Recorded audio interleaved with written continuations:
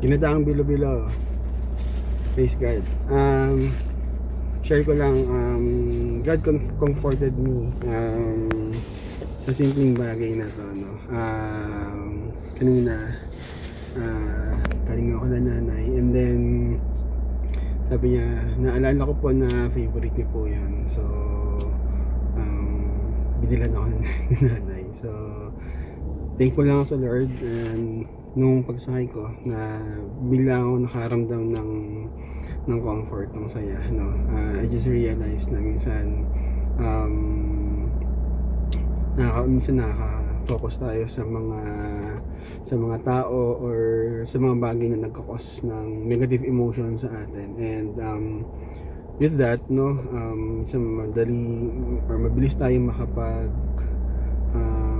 conclude or makapag-decide ng mga bagay na nagiging reckless tayo, no?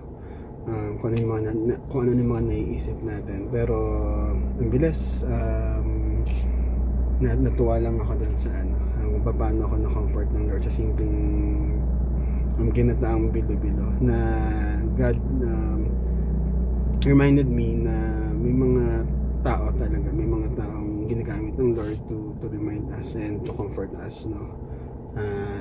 Ngayon lang siguro maganda ma-appreciate natin yung mga simpleng bagay na yun. May ginagawa ang Lord, at alam ko na ganoon din sa inyo. So God bless.